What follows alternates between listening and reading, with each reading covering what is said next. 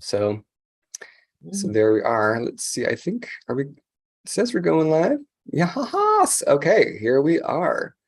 So, well, hello, everyone. I am Kat Udero, psychic empath and psychic wrangler. And I want to welcome you to Third Eye Salon, where in each and every show, we take a fresh look between the veils of reality. And today, we are celebrating the solstice by going deep into geomancy and the dowsing arts with the incredible Maria Wheatley. And before we say hello to Miss Maria, let me flip us into, actually, speaker view. There we go. Let's say hello to my friend, psychic and conscious business coach, Linda Coulter-Burge. How are you, Linda? You're looking amazing. I am wonderful. I finally decided to own the image. You're a psychic. Now you actually look like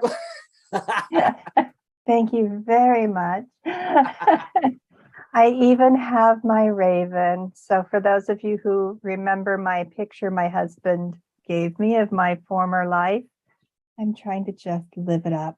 So here we go. With that, I'm really excited that we have Maria back. She's going to do so much incredible training with us. We get to do this live. It's amazing. So please make sure that you ask your questions. Please make sure that you are kind with each other and that you are in a being of query rather than knowing it all.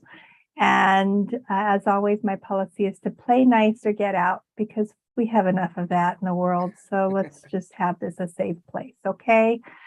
Also, make sure you share this video. And if it's not this one that you see somebody else needs a different video that we have, share it. Go back and find one of your favorite ones and share it with somebody that needs to hear it, okay? Subscribe and hit that like button on our YouTube, the tubes of you, so that we go up in the algorithms, because we don't take money from them and they're not going to do anything to promote us. So guess what, guys? It's on you to help promote our show. And with that, if you don't see us here, you can also find us on Spotify and Apple.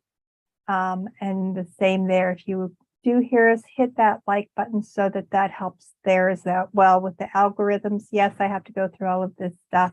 We're almost done. Lastly is join our Facebook group. And thank you again for donating through the donation options that we have linked below. It does help. Kat does so much work behind the scenes here. And I really want to show the love and appreciation that I know that you all have for him. So thank you for that, because that's where that goes, and it goes to help our program. And so with that, Maria, I've taken up too much time. I cannot wait to hear more from you. And so welcome. Thank you. It's good to be back. Thank you. It's lovely to see you all on the head of the sacred day of November the 1st, which in the Celtic tradition is called Samhain, which is, Christianized to All Saints Day, November 1, and Halloween, of course. We get to hang out with an actual druid on the solstice. I mean, you can't top that. Are you kidding me? Let's also say hello to Mr. Jason, who is a psychic medium, and he is an artist channeler who just channels our ET kin and our ET collective family. How are you, Jason? You also are looking amazing today. I just threw it on this morning. I'm doing well. I've got black paint still all in my ears from last night. So I'm like, let me just put this hood on real fast. But I'm excited to be here. I wasn't here with the last time Maria was here, but I did watch the show. So I've got some questions I kind of want to piggyback from the previous show. I also have my pendulum ready. It was tied in a knot, but I got it. Like, she's ready to go. So I'm excited to be here. Fantastic. All right, I'm going to go through Maria's bio just real quick because first, if you're tuning in for the first time and you didn't meet Maria last week, it's important that you know her history because this woman's just amazing. So Maria is a second generation Dowser who was taught by European Master Dowsers, her late father, and Chinese geomants. She is a leading authority on earth energies, ley lines, or as we learned last week, just lines or lays because ley means line, and ancient megalithic sites. Maria is the UK's foremost dowser of geodetic systems on Earth, of Earth energies rather, and runs tours to sacred sites worldwide. She is an accomplished author of many books on sacred sites and dowsing. Maria has discovered the Neolithic longheaded long-lost civilizations of Stonehenge, realized they had a mythical appearance and memories of them were woven into legends. She has studied Neolithic Britain and Bronze Age prehistory at Bath and Oxford University and works closely with Gaia's healing energies, such as her deep waters that emit dowsable energy spirals and circles that can help heal the body to heal itself. Maria is also a druid who follows the Celtic path, and she has also written diploma courses and runs esotericcollege.com, which offers certificated courses on holistic subjects, including past life regression, druid astrology. Now that's a whole podcast in and of itself, I'm sure. Tarot and dowsing.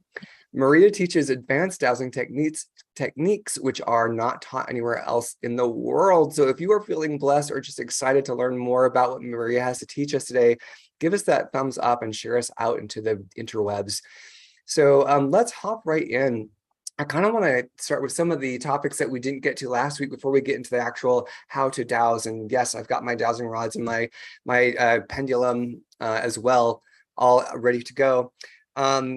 Would you explain to us what let me make sure I say it correctly, geopathic stress is, Maria, and also connect that to the German research that was done but ignored? If you can elaborate on that so we can kind of have an understanding of what that all means and why it's important to know. Geopathic stress, in very simple terms, is toxic earth energy. If you imagine rising up from the ground, there are fumes, or if you imagine it's like black smoke, if you could see it, but it's invisible because it resonates a kind of Hertzian frequency that jars our own human frequencies. So geopathic stress is just toxic earth energy, but because it's not good for humans, doesn't mean it's not good for different animals. So we still respect it, very much. But if we sleep above geopathic stress, for example, or if you're at a laptop for a long amount of hours per day, you do not want to be above any geopathic stress, because the German research, of which was led by the expert Dr. Kathy Batchelor, she looked into 11,000 homes across Austria and some parts of Germany and analyzed where people slept and realized that a third of all hospital admissions in those particular countries in that survey were down to geopathic stress. So really, we're quite healthy. If we have what's called the National Health Service here, if you took a third of people out of that health service, there would be no long waiting lists. It would be a functioning place. Now, if we look at schools, I mean, what Kathy Batchelor discovered as well. So it's not just about where we sleep. Now let's go into the schools. And if we knew the art of placement in school, we could help children that are probably having learning issues because of where they sit. Because if they're on a grid line or even some, fast flowing underground water, but especially what we mentioned last week, the Curry grid, if they're on that, they are slow to learn. So sometimes, or they could become disruptive because they're not picking things up. So she looked into the art of placement within classrooms and moved some of the desks just 15 centimeters, which is just about that for those that do imperial measurements. And it's not difficult. And that can be a game changer for children in an educational system. Now put that knowledge into a hospital and people will be able to self-heal faster, because Dr. Kathy Batchelor discovered that it doesn't matter what sort of treatment that you have, be that radiotherapy, chemo, aromatherapy, Reiki, if you go back to that particular location, your body is exceptionally slow to heal. So if just by understanding Gaia with her positive energies and her geopathic stress or toxic earth energies, then we begin to understand our own health and the art of placement in its truest sense. How would that impact? I like to call myself the king of ADD, and Linda's the queen of ADHD. So I'm wondering how geopathic stress like hampers or would help us if we, not that it would, the stress wouldn't help us, but being able to reallocate those energies in a way that we were no longer being bombarded by them. How would that impact ADHD and ADD? I think geopathic stress exaggerates anything. Now Oh. that could be, for example, I've suffered in my life with being dyslexic. If I'm on a curry line, I'm going to struggle a little bit more, just like the kids in school, if you see what I mean, to if I'm off the grid. And it's as simple as that. So it's like being in a life enhancing situation or being in something that's going to hold you back. And that's where these energies come in. And for example, I think with particular ailments that children come from, if we look to another grid it's often called the third global grid, and it relates to the planet Mercury, which relates to communication. Okay, and it's a particular grid. It's quite a wide grid. I mean, it's really big, much bigger than the curry net. Well, that's found in churches that were made by Masons and the Knights Templar, and that's where they put the lectern, where they speak from. So now, if we had children that were suffering from autism, from a dyslexia, and we put them onto the grid that is all about communication, enhancement, like the Templars would speak the so-called word of God from the lectern that was at the crossing point of that grid. If we use that ancient knowledge and apply it to a modern generation, then perhaps we could help numerous people, again, just by the simple art of placement. Wow. So what is, let's say I find out, and I imagine I would find out through dowsing, that I'm living on top of this big geopathic stress situation. What can I do to remedy that besides having to move out? I don't want to lose my home. What do I do? No, you don't have to move out at all. We can work with geopathic stress. So there are many ways. I mean, if you Google this now, I don't know, come out with 1,001 ways of how to do it. And this is one way that is effective and is quite simple. You go to the esoteric center of your home. That's the near center of your house, and in Celticism that's where the soul resides. I may have said that last week. That's where the genie, if you're from the Middle East, resides. So it's the holiest of holy. So like if you go into a stone circle, the esoteric center, the near center, is the holiest of holies. So that's where the kind of, if we imagine, that's where the soul, the spirit of your house resides. And we ask that spirit of place if we can work with the energies, and then we might get an answer. And the easiest way to do that is with your feet just slightly apart and your hands down by the side of your body in a relaxed mode, and just simply ask, can I work with the energies of my home?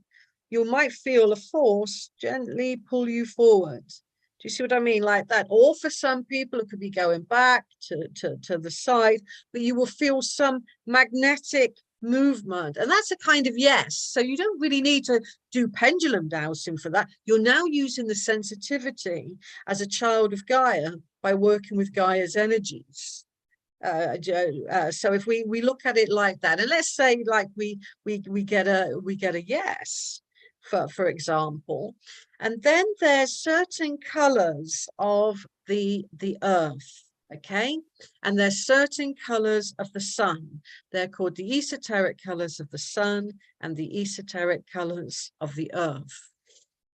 Some of these colors are of the 7 color spectrum, which is used in the 7 chakras, from red through to violet. They're the electromagnetic colors that if you had a prism, you'd see the rainbow colors through lights. Okay, and we see it in a rainbow, for example. But now let's say we've got infrared, which is heat, which is issued from the earth and indeed from the sun. You've got infrared, and with the earth energies, you've got brown, and you've got a force called negative green on top of that. And you have a force called ultra black and ultra white. They're the esoteric colors of the earth. So we extend them in geomancy terms to have extra colors, black and white, negative green, brown, and infrared. Okay, and so they're related very much to Gaia. So with a pendulum, for example, you could go through those colors and ask the earth energies in your home, be that the curry grid or underground water, what color would it like to work with? And you'd go through those colors. Okay, so let's say you get a yes, and with my pendulum, this is called a 4-element pendulum.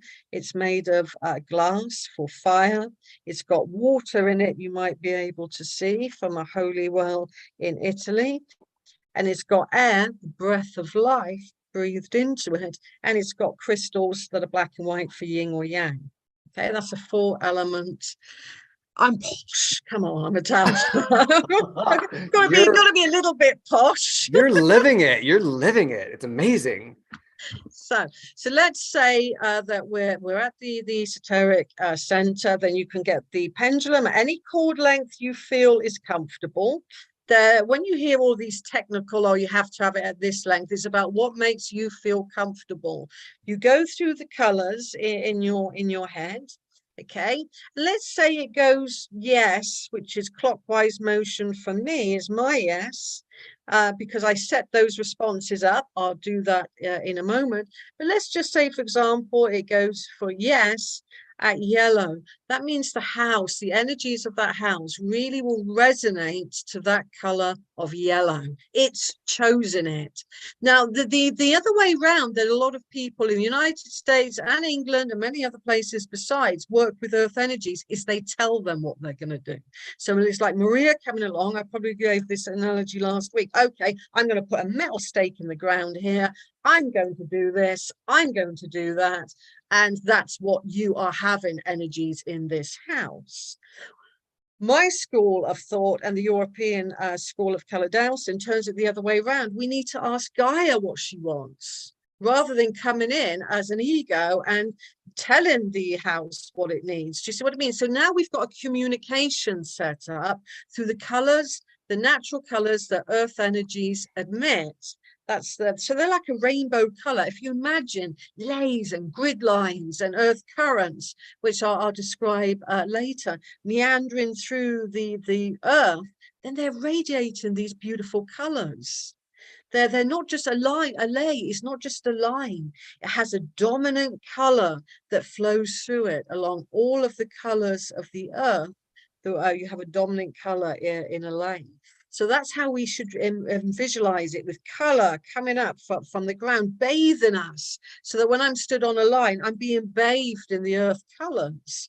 So when we come to our homes and we want to heal something in the house, like underground yang water or grid system, just ask that energy in the house, what color does it need to work with? And then choose the color. And, you know, with intent is everything. With a kind of beautiful intent, wherever you find that energy, or you perceive that energy to be, because you don't always need to douse. Some people know their homes and go, well, I don't like that corner over there. Well, there's something about that area. I feel good in that area. Well, your body's already telling you what sort of energies are around, be that, you know, positive or negative. And you can kind of project that color by allowing it to flow with all of those other colors, and you're adding that beautiful yellow, and you see it rising up and filling and imbuing the room or that line with that energy. And then if you did a dowsing before and after, for example, and you went over that line and it was going like that, after you've applied the color therapy of the colors of Gaia, the pendulum will be going like this and really, really spinning quite fast. That's sorry, this is live, and that's my phone. I should have taken it off the hook. So It's all I'm right. gonna. Should I just leave it? You can leave it. Do whatever you're comfortable with. There's no I'll wrong or right. I'll just leave it. We can't So even hear that's it, so you're fine. Oh, good. So that's how you can do some color dowsing with a normal pendulum. Okay. But now I'm going to make it even easier for you. Okay. I'm going to take you to ancient Egypt now. And I'm going to take you to ancient Egypt and tell you the legacy that the ancestors left us in terms of pendulums. Because when you go to places like Abydos and Komombo Temple, these images, I'm just going to put it together for one moment. I'm just going to put it all together, and then I'm going to show you it's in 3 parts. You see that image throughout ancient Egypt. It's often called the spine of Osiris, but geomancers know that that is a healing frequency that I'll describe in a moment. It's called an Isis 6-bar double-barreled pendulum. It's called a double-barreled pendulum because look, it unscrews. And when it's not in use, it must always be unscrewed. You see it's in 3 parts, but normally you just leave these 2 bits. I'm going to screw them together. Let's pop that bit down, screw them together. Normally you just have it in these 2 parts like so. And that's got a hole in it for where this goes, but that's an absent healing chamber. Okay, so we'll just ground that for a while. Now, when you put it all together like this, so you screw it together, as soon as you do that, that pendulum, and it's starting to move on its own accord, is emitting white light. Okay, it's emitting all of the esoteric colors of the sun, slightly different to Gaia. When it goes clockwise, it's putting in positive energy. I'm going to make it go the other way now. When it's going counterclockwise, it's taking out the shadow aspect of light, because in geomancy, everything must have its polarity. Even lights will have its polarity, and we call that the shadow aspect of light. Okay, and it will take that out. So you could just walk up and down your house, okay, your room, and wherever the pendulum, just let Isis do what Isis does best. She knows this energy device. It's called a pendulum, but it's really an energy device. When it ever picks up on negative geopathic stress, it will either take it out or put it in, or it could do both. And when I say to some of my students, this pendulum can defy gravity, because on its own, it can do this, and chronic geopathic stress or negative energy, it will just stay like that by itself for some time and then start spinning at that angle. And that's really drawing something out of the earth.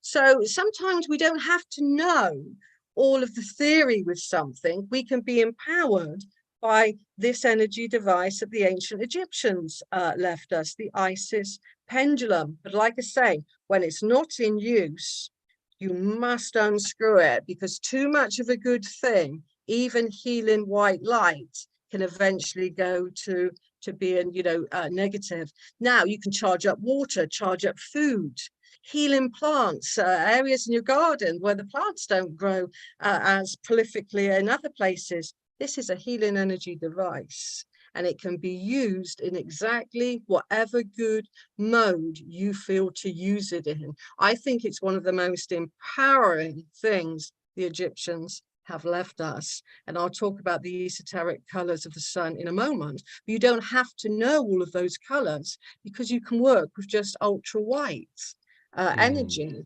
And that's on around the human body, anywhere where you feel healing energy needs to go in. So that's a wonderful way of healing geopathic stress. But in esoteric terms, we are like bodies. And I'm sure, Jason, you were drawing these amazing, you're this psychic artist. And so you realize there's lights all around us, and people would say we have an electromagnetic aura. Then as you're working with the esoteric colors of the sun god Ra, light, you expand your light body. So it's an initiation into light as well as healing, if you follow what I mean. I'm curious if you would let us know, I just to hop back a little bit, when you say let Isis know what to do, what she knows to do, are you connecting with the being of Isis? Like, who is Isis in this instance? Because, you know, I think that's a little bit of a nut to crack open for us. Isis in this instance is the feminine pendulum called Isis. And so it is embodying the feminine energy of the goddess Isis in her mother aspect as healer, but it's really down to this shape. That's what the healing is. And these barrel bits here, these are called batteries. They memorize any color that you put in. So that's the whole device is called Isis. But I always attune to the goddess Isis, and you know, I ask permission of working with the feminine and the masculine, which is the sunlight of the god Ra, to come into the pendulum. So you can make it as spiritual and as beautiful, or just as practical as one would feel one likes. Linda, do you want to hop in? I see you're off mute. I do, because using pendulums, I use them all the time. There's a lot of fear about bringing in something negative, or how do you know who you're talking to, what you're dealing with? And so I know what I say to people, but I would love to hear what you have as advice for that, because I also look at it as very practical in what I do. But I also am very cognizant to be respectful of it. Well, what one can do is one can have like psychic protection by imagining that you have a beautiful auric field around you. On the outside of that, you put a mirror that reflects everything back out like that. And in Druidry, one of the metaphysical laws, of which there are 9, is the law of challenge. So if you feel that there's an energy that's not in harmony with you, you challenge that by saying, are you good or are you bad? And if you feel it's negative, you can have that energy field just gradually push that away. I mean, all you could work with, there's loads of ways, like working with your guides and others, but just as a standard kind of protection, but when you're working with white light and with Isis, you're clearing all the negative energy as soon as it moves. These negative energies and the deities of the lower astral don't like this. So as soon as it's together and you are unsure, that's why this is one of the safest ways to use Dowsing for healing, because as soon as it generates white light and negative beings and entities, they just will not resonate with that. So it is quite a harmonic way to use Dowsing. Would I be able to take my dowsing rod and go through the house and say, please show me any geopathic stress in the house, and have it cross over geopathic stress? Or if you want to elaborate on how that might work? I've got a rod to hand. I've got a copper rod here. This is an L rod that's sleeved. So it's got a sleeve on it. It's obviously in the shape of an L. And copper is really good to use because it represents the goddess Venus, from Cyprus, where there was a lot of copper mines, and so it's of a goddess metal. So that's the nice thing about the copper. And before you do any dowsing, not Isis dowsing, but before you do any normal dowsing, I put my rod pointing straight ahead and parallel to the ground, that's called search mode. Okay, that's what we're going to call our search mode. And then with the free hand, so I've got my free hand and I'm holding my rod with this hand. I put this hand quite close to my solar plexus chakra. You don't have to touch it. Then I ask my rod if I'm in balance. And if it goes towards my solar plexus, then I'm in balance. If it goes away, I'm out of balance. And that means to be a really good geomancer, dowser, you have to be in balance. And there's going to be days when we're not, you know, when we're simply not. So what do I do if I'm doing a house clearing and I arrive and I'm out of balance? Well, then there's a lot of ways. The simplest way for me, traveling to people's houses, is I take rescue remedy with me. It's tried and tested over many years. A couple of drops underneath the tongue, wait around, have a nice cup of tea or something, and then within about 20-25 minutes you'll be really up on par. So that's the first rule of dowsing. You must be in balance to douse, whether that's pendulum dowsing or L-rod dowsing, okay? But not ISIS, because ISIS will clear you with white light.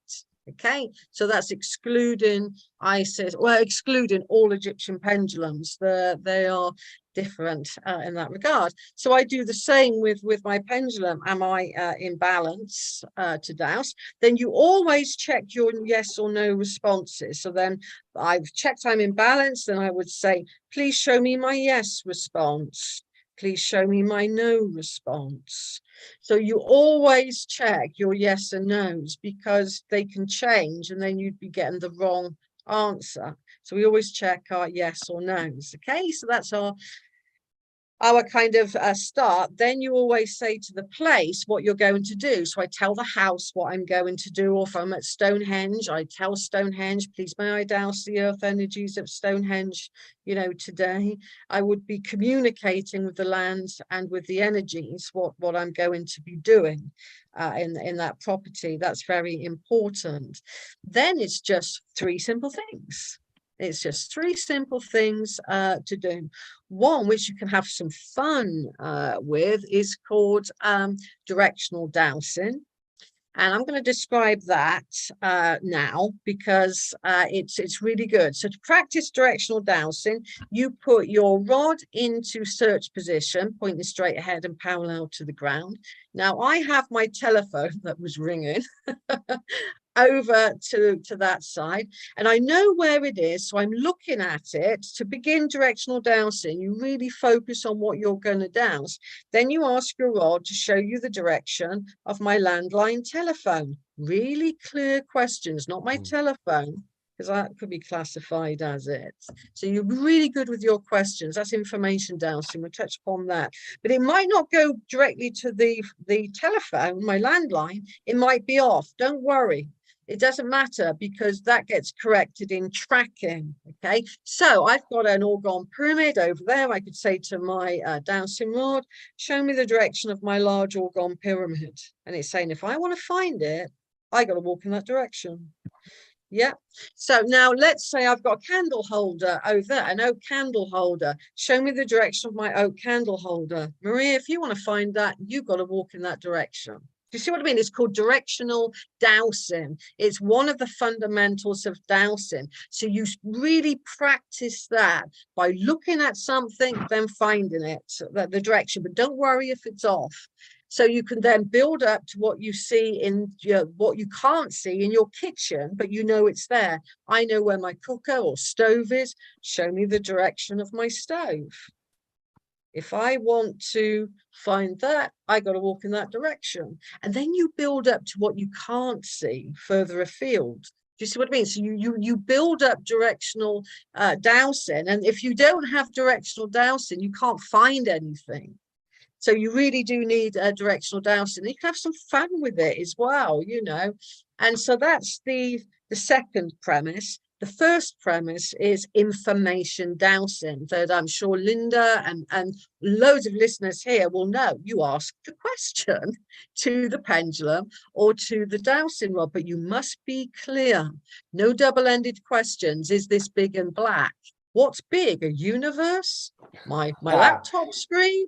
What's big? So if you've really got to home in. And so what I say to my dowsing students is keep a dowsing journal of your questions. And if you get things wrong, I bet you 9 times out of 10, it's because you've asked a silly question. And we all do it. Sometimes I even stop myself. Oh, that's not a good question, Maria. Reframe the question. Okay, so information dowsing, is there any geopathic stress associated to this room? Yes or no? Do you see what I mean? That's the first question. You're in your room. Is there any geopathic stress associated to this room? We're going to say it's gone to yes. Okay. Show me the direction of the nearest geopathic area. No, geopathic.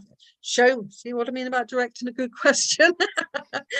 Show me the direction of the nearest, we always say nearest, geopathic stress zone. It's locked onto it in directional dowsing. Okay. Now we have to employ tracking. One is information dowsing, two directional dowsing. Our third premise is tracking. And that's where you are just really focusing on that geopathic stress zone. You know it's there. You know it's in the room. Really put your intent. Maybe see it as a dark area in your home and slowly follow your rod. Your rod will start to weave you in the direction and you follow the rod until it goes bump, found. Yeah, which is either going to be your yes, whoops, or repulsed rods like that. So you ask a question, you use directional dowsing, you track it to find it.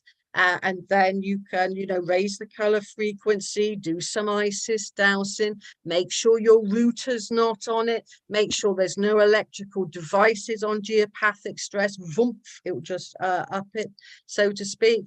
And then you can live more in harmony with Gaia. And that's just 3 simple premises, and practice it and have fun with it. I think children make the best students because they just have fun with it. They don't really care if they're going to get it right or wrong or impress or not impress. They just do it because they want to do it. And I think if we have that spirit within ourselves, then the kind of earth recognizes us and it makes it easier to find. So if I find you, this is amazing. This is so rich and so good. It's like a master class in minutes. If I find geopathic stress in my home, then like let's say in this room, would things like putting plants or crystals or a waterfall, like would I say, oh, would a plant help mitigate this? Would a little waterfall help mitigate this? Would crystals, would an amethyst, would it, like you start asking those questions to find out what would help mitigate and transform that stress? Is that how that would work? Yes, I mean you can apply your own skill base to something. I mean, we all, probably your listeners do come with a certain amount of skill base behind them. And if you wanted to interact with it like that, then yes, you can use information dowsing. But there is a bit of a caveat when it comes to crystals with geopathic stress. You don't want to use quartz because quartz can sometimes amplify. Yeah, so if you use something like black tourmaline, which is a bit more kind of what's the phrase, like absorbing, or shungite or something like that, then yes, you're on to a winner. Or use the color frequencies. So we can do it that way, or the ISIS pendulum, or there's a great little device that's not advertised by the dowsing societies that negates an entire house. I'm going to make it even easier for you now, you see. So you just want to say, oh, I'm just going to negate the house. There was a chap called George Lukowski who worked from time to time with Nicole Tesla. Okay, so they're a good company to follow, put it like that. They're a good company to follow. And some of the wisdom that has been imparted is great, but you won't find it that much on dowsing societies because they don't get the 40% commission of selling you something. Okay. So, and that's no disrespect to all dowsing societies. My father had one. That's no disrespect to that. We all need to make money. But what we can do, it's really very simple, is we can take 2 pieces of industrial copper. Okay, you go to a hardware store, you buy industrial copper, and let's say you want about 4 feet of industrial copper, or 3 or 4 feet of industrial copper. Now I say industrial copper because it's much firmer than the electrical copper wiring that you can reclaim from what's in your walls. But if you are using reclaimed copper, you can't have just 2. You need to double up to 6 pieces because you want to make it strong. Okay, so let's say we've got industrial copper, and you've got, you know, like in woodworking, you have a vise, and you can put something firmly into a vise and screw it down. Do you know what I mean? You put your 2 bits of copper into a vise, pull it taut like this. Okay, so you've got your 2 bits of copper really taut. Then you get a drill. Yeah, you can use a battery drill. You don't have to have a scary drill if you don't want a scary drill. I use a battery drill, and if Maria can do it, anyone can do it. So you get the 2 bits of copper, and you just wrap them around the drill head, which has like a spiral, doesn't it? So do you know what I mean? You just wrap the 2 bits of copper round that drill head, and you've got it in the vise, and you've got it really taut, and then just put on the power gently, and it will plait itself. It will wrap itself round. Okay, so now you take it out of the vise, and you've got a long, beautifully spiral wrapped 2 bits of copper, like the rope hairstyle, you know, where you kind of rope it round.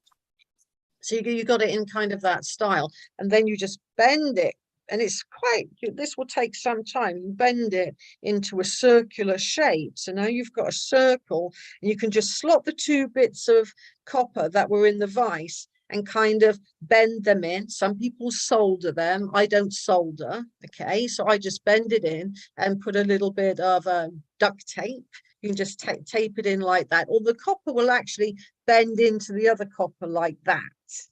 Okay, and now that will negate geopathic stress. Okay, what that will do is it sets up an electrical field that the geopathic stress is contained. Now, if you used it in the garden, we use copper in the UK over some of our plant pots so the slugs don't get into it. You do a circle of copper tape. I don't know if you do this in the States. You get the copper tape, you put it around your plant pot. The slugs don't like the electrical system, and they don't eat the plants because of the copper tape. Yeah, so that's why it is. It sets up an electrical system, and then if you put it in your basement, or you put it in the loft, the attic, or behind the sofa, you can put it that way. You can lie it flat, or you can put it vertical. It doesn't matter, because it's setting up an electrical circuit. That will it'll take 3 months to start on your home of average size, and that will start to take away the geopathic stress. You don't even have to find it. You see what I mean? It's a good idea to find it, but that will negate it anyway. So that's one way in which we can go down to a hardware store, make our own devices that way. Or you can buy orgone, you can buy this, you can buy that, you can do this, you can do that. It's going to cost you quite a bit. When at the end of the day, it's simply that easy to negate geopathic stress. So is it So basically where would copper? you put that? Where would you put that ring? You Sorry. could put that ring, Linda, in underneath the sofa, anywhere where it's not going to be disturbed. Okay, so I've got one in my attic. Okay, and I even when my poor dog was poorly, ill, we call it poorly over here. I said that in the States, and they thought I meant I was broke of money. It means when you're poorly, you're ill actually, if you lie beneath it, that will get your body a little bit more immune system up as well. So if you're really ill, put the Lukowski coil, as it's called, underneath your bed. And some people even sleep in them. So if you make it round enough for your body to go around, if you see what I mean, and you're feeling really low on energy, a lot of lorry truck drivers would drive with one of them around them. It gives you a little bit of energy, obviously not to burn yourself out, but it will just increase your ache. It will decrease rather your aches and your pains if you're that way inclined, or you've overworked, or it can help on those levels as well. Does it need to be? Oh, go ahead, Eric. No, hop in, Jason. Sorry. I was just gonna say, would having more than one be more effective, or That's a really good would it cause an question. imbalance then if it's creating two different? In a large house, if you live in a really large house, you will need a couple of coils. But if you're in an average size property, then one would suffice anyway.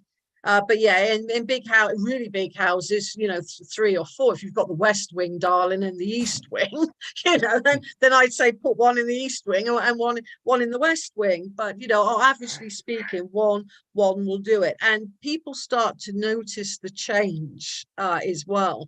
It will kind of change the background psychic backdrop to your home as well, because people feel creepy in some people's houses. When you get that kind of, I don't know about that can be underground water in terms of geopathic stress rather than spirits or anything. In terms of geopathic stress, that's underground water will make someone feel like that.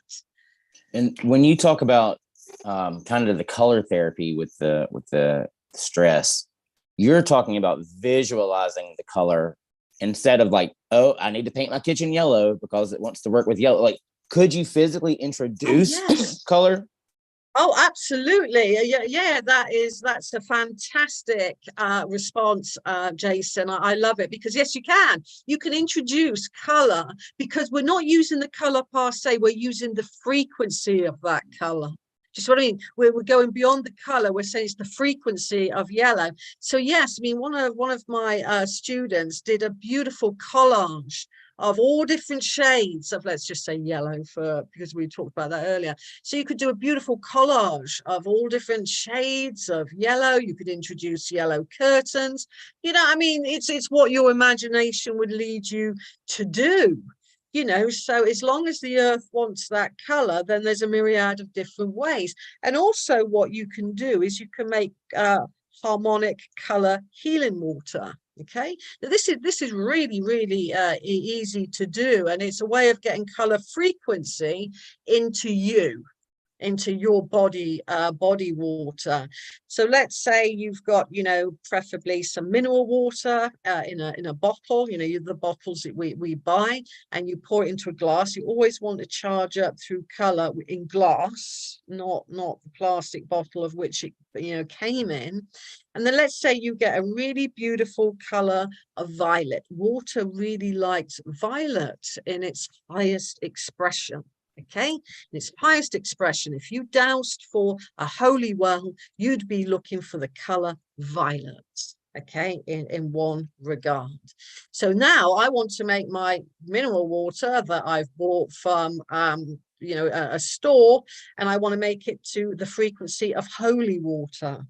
Okay, then what you can do is you can get a beautiful, a really vibrant, luminous shade of that color that you're working with. Just it's got to be vibrant, feels alive, or you could use a beautiful piece of fabric that you feel has that beautiful color. So I'm not talking about, just put something from your color photocopier and that'll do sort of thing. It won't do. It has to be the highest expression that you feel it can be. And then you would leave that water on it for 10 15 minutes, 20 minutes tops. And water has memory, and it will eventually go from its normal blue state, which most bottled water is the color frequency associated with it, in water divine in terms, is blue. You've upped the frequency. Do you see what I mean? You've upped the frequency now to a really healing, harmonic, holy water frequency. And then if you have geopathic areas, you can use it like holy water, sprinkling it on the line. Do you see what I mean? You can drink it. You can, literally put it onto chakra points or minor chakra points here, and it doesn't cost anything.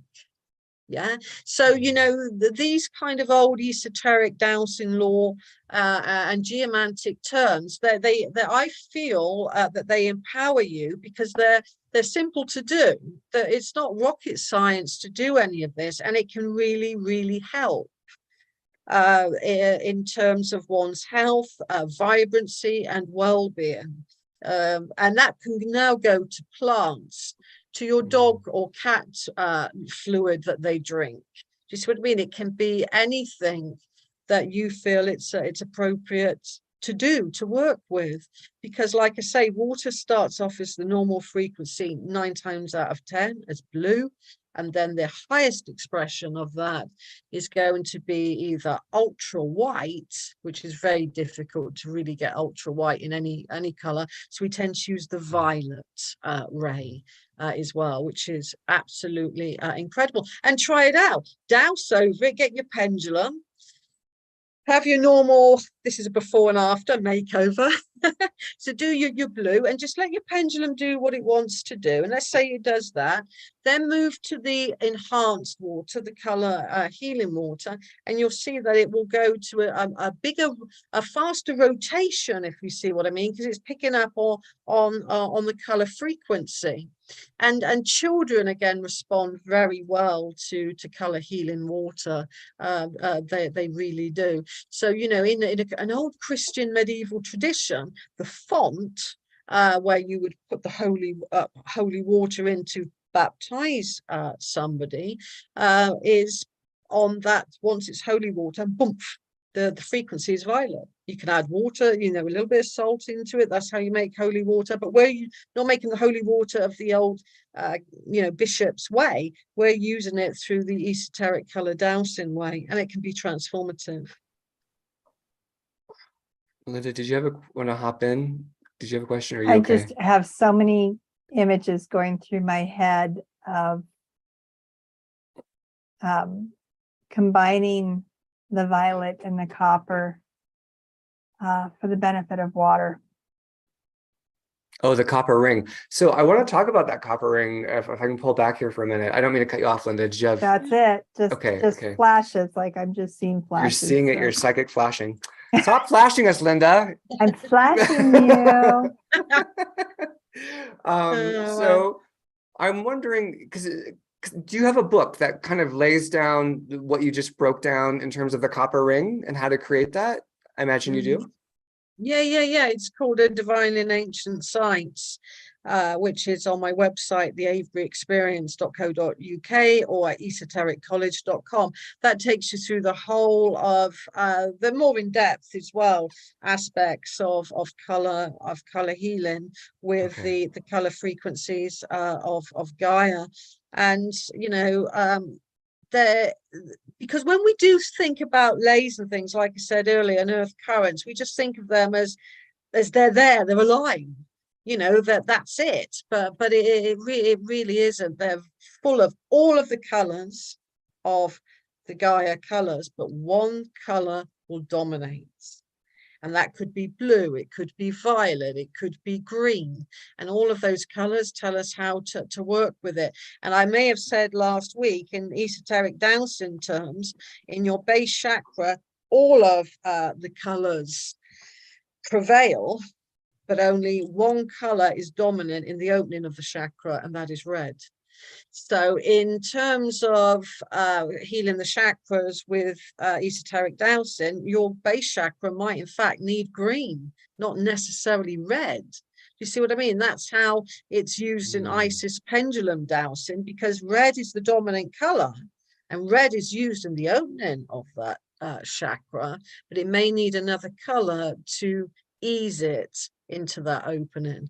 And that's where the Isis pendulum comes in. Do you see what I mean? So that's how we see the chakras. And I know that sounds counterintuitive probably to some of your listeners, because we're all used to saying you have to put red into the red base chakra, you have to put a red crystal on, you have to do this. In terms of light, okay, if I have my prism of those 7 chakra colors, or I see them in the rainbow, I can't separate red. I can't pull red out of that light spectrum. Do you see what I mean? So we see that your light body has all of those colors in the chakra. You can't separate them. You can't separate light. but you can work with the colors, and we know that red is dominant there. That's how we see it in terms of dowsing. So like your root chakra may need green because to balance it, because it needs some of the green ray, which I associate with the heart chakra with love. Like your root chakra needs some love in order to balance. It's got plenty of like earth survival going on, but it needs the green to balance it out. Yeah, exactly. Okay. Exactly. So it's about working with the different frequencies of the color to make ourselves more holistic in our light bodies. That's the idea behind it, for the intention of opening up that chakra, or for the intention of balancing that chakra system. Okay. So when you start on one chakra, you have to balance them all.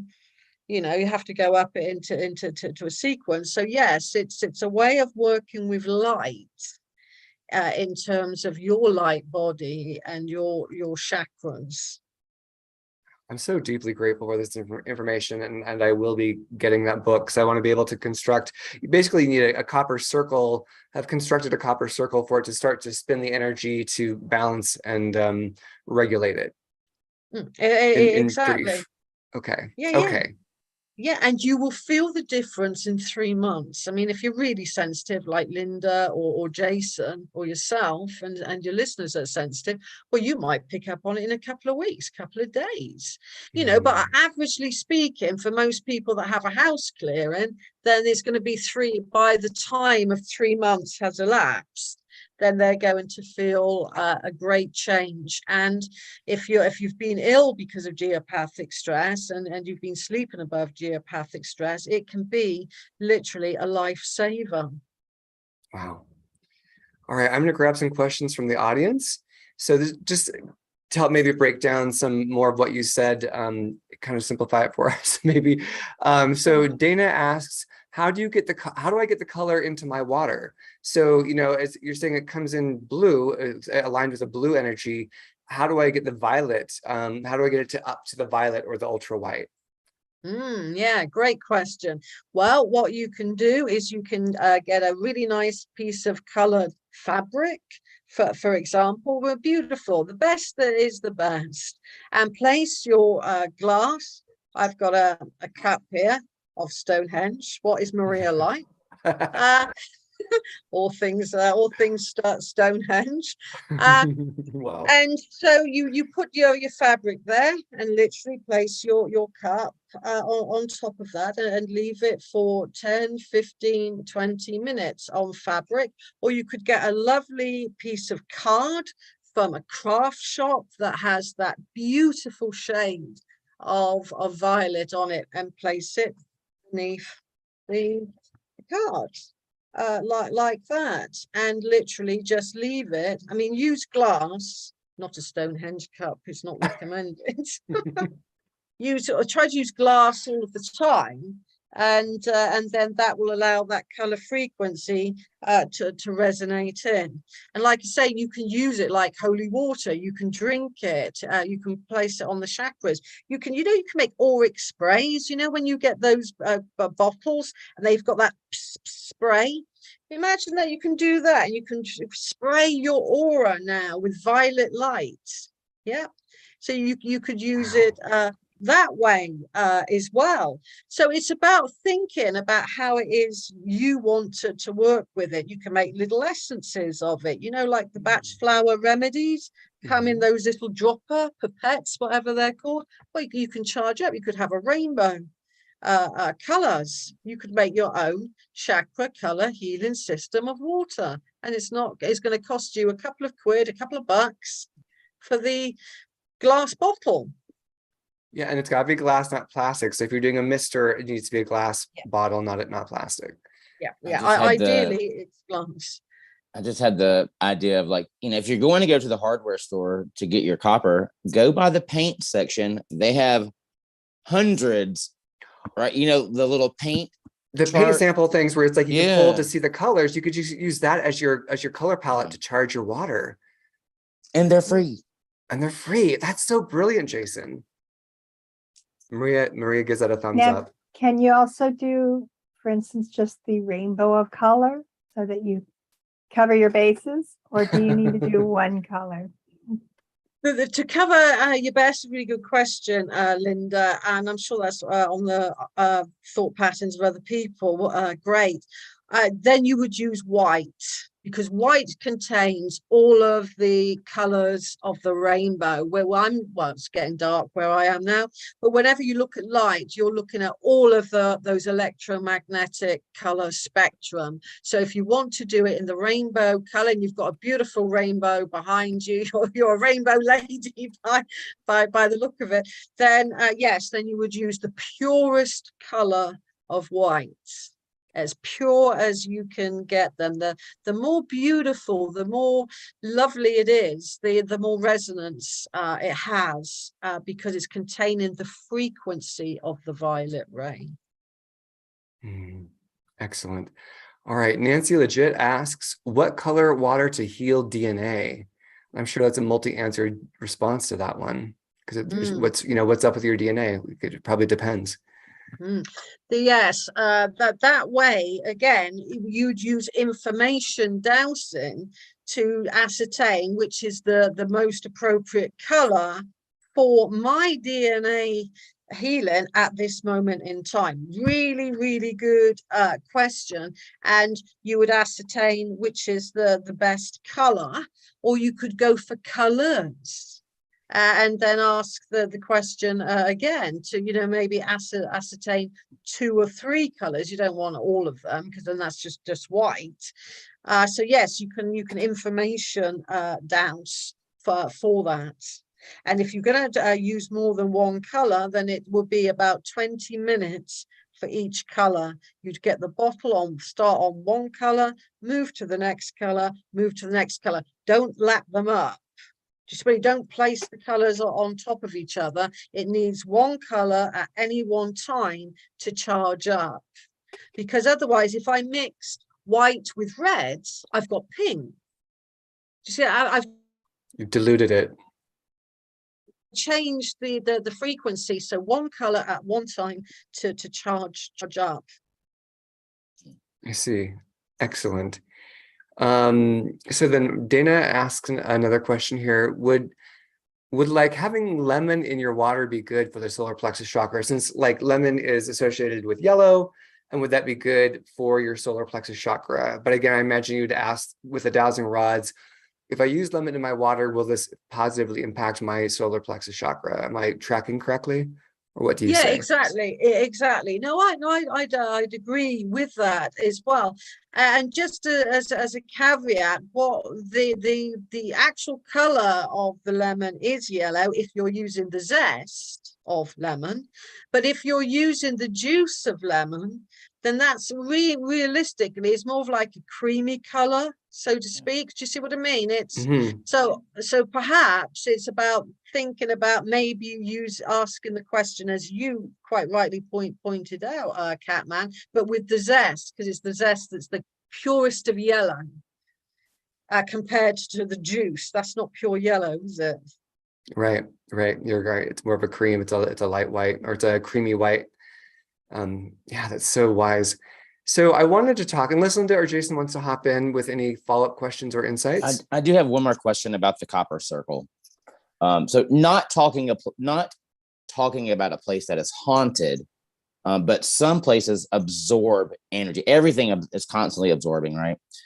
So if you, for example, let's say if someone was mass murdered in my dining room, well, the energy of that could very well absorb into the walls, the furniture, the ceiling, just the land in general. Would the copper ring help dissipate that kind of stuck negativity also?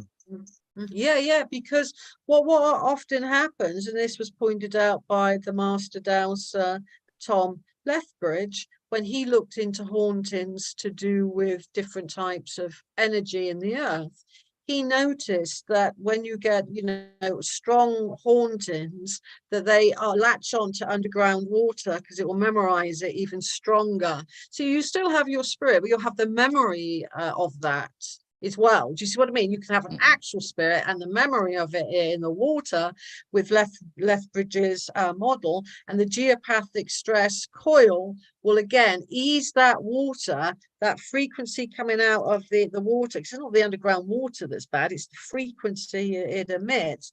That's what the coil is working with. Do you see what I mean? What is the again, if we think of terms of frequencies rather than the underground water per se, and it's the frequency of the Curry lines as well. So yes, it would help with that, and it also sets up a higher frequency electrical field generally, which it's, you know, the old occult law is like attracts like, yeah, as an old adage. Then once you raise the frequency, you will find that it will only attract now through the law of sympathetic magic. Like attracts like will now attract like, and you're raising the frequency, so it will be beneficial for hauntings. That's great. That was a great question, Jason, because there's a show called Dead Files, where the psychic on there, who's great, I love her. She's giving the information that she knows, but there'll be certain sites where she's like, no, this land is just screwed. You need to leave the land.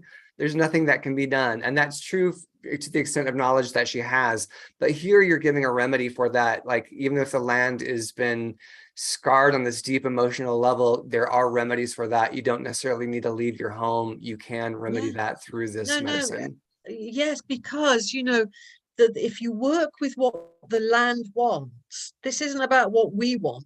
We're always communicating with what the land wants. Now it's a game changer, because if I go along in my house clearing and go, okay, you're going, you're going, this is coming in, this is coming in, this is the again, like the analogy I gave before, I'm dictating to that land. I need to listen. I need to find out what I can work with through Gaia, and then weave that into something. Do you see what I mean? So if the land wants its healing through its color or through whatever, that land will have that. And so it's now forming a relationship with it. Now, say you want a really bad piece of land, let's throw everything into it. And someone said, oh, you know, you're going to have to go.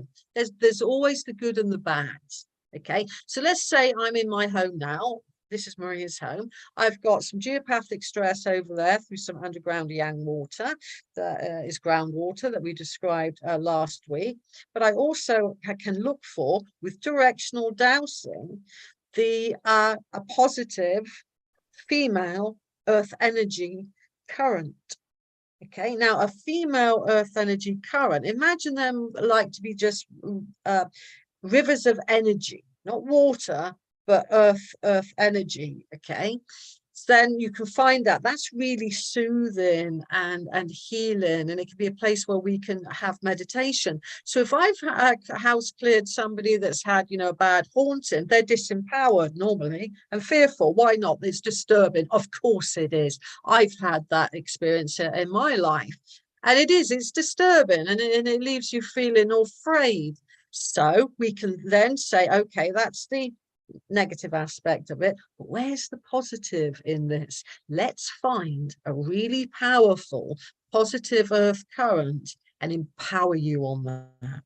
Get your strength back. Do you see what I mean? So for all of a land, it's not all going to be one thing. Nothing's always one thing. And so we can work with the positive in that landscape. So people that have had hauntings, bad experiences, whatever, I find them a really strong, powerful earth current.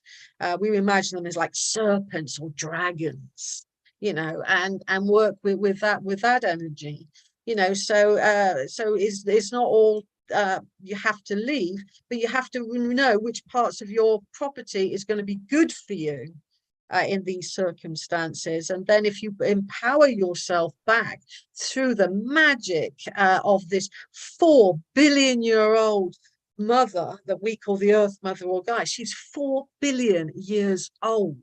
Yeah, what wisdom has that compared to my little short life? And so that you can empower people through that. And if you tell and ask and bequeath to that earth energy what you're going to do, like, you know, this person really needs you, they need the love and the power of you, Gaia, on this beautiful, powerful earth energy current, and bang, you'll be gifted that. Expect that.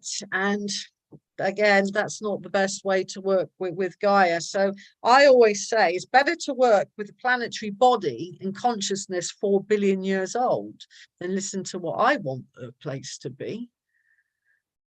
Yeah, that's so wise. All right, I wanted to talk about, you've already talked about the Egyptian pendulum and really given us a great sort of tour of that gift to us from the Egyptians. Would you speak about the negative green energy?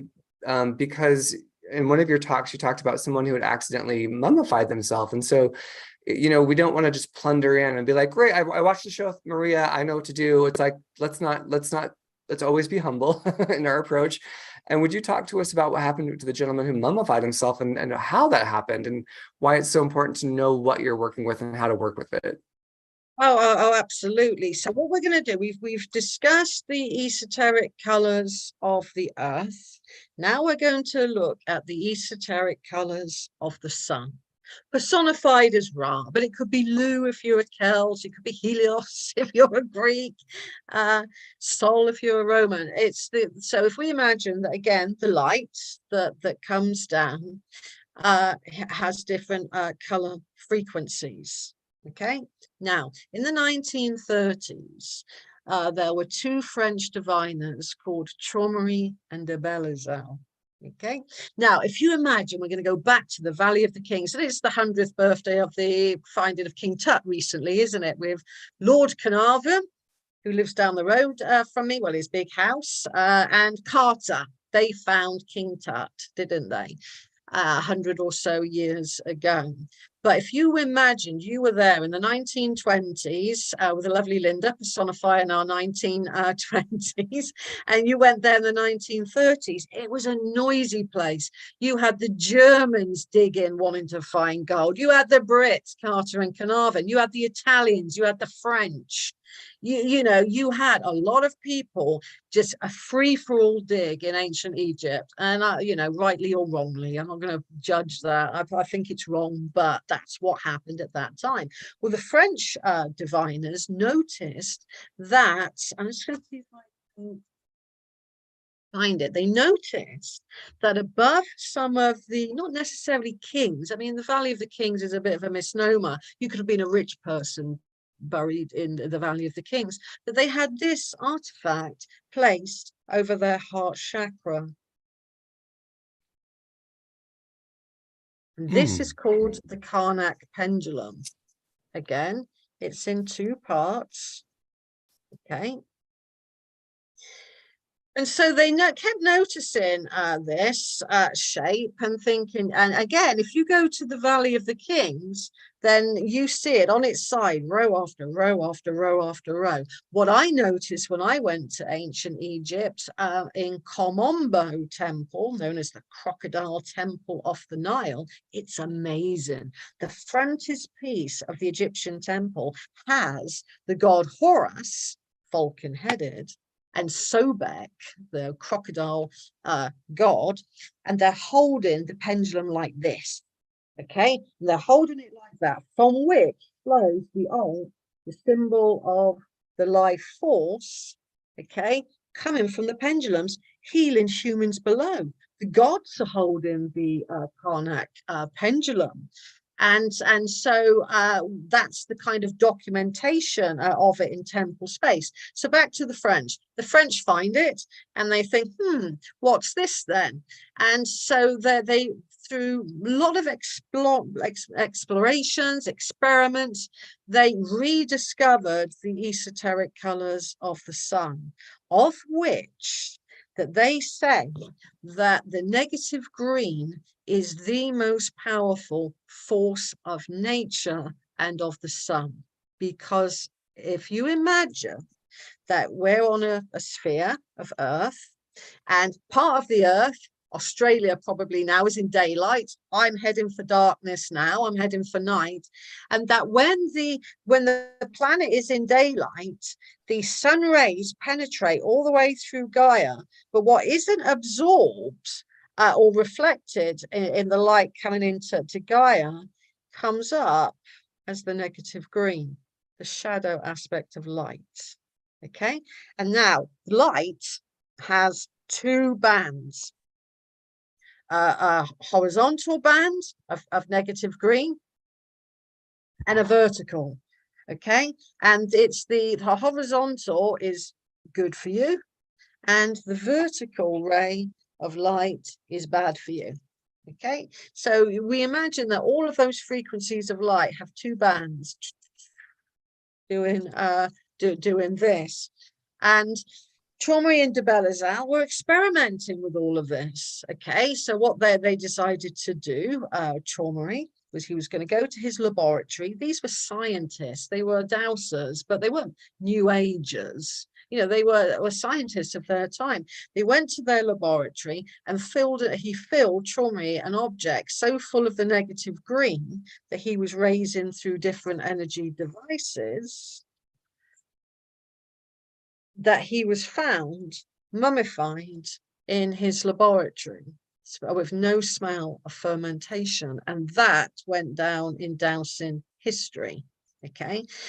Now, in all of the chakra colors, in all of the light colors, again, it's difficult to separate all of the colors. But what Chaumery and de Belizal were leaning towards was that the negative green is the cause and cure of cancer. They reckon if you have too much negative green in the body, the shadow aspect of your light body, then that needs to come out.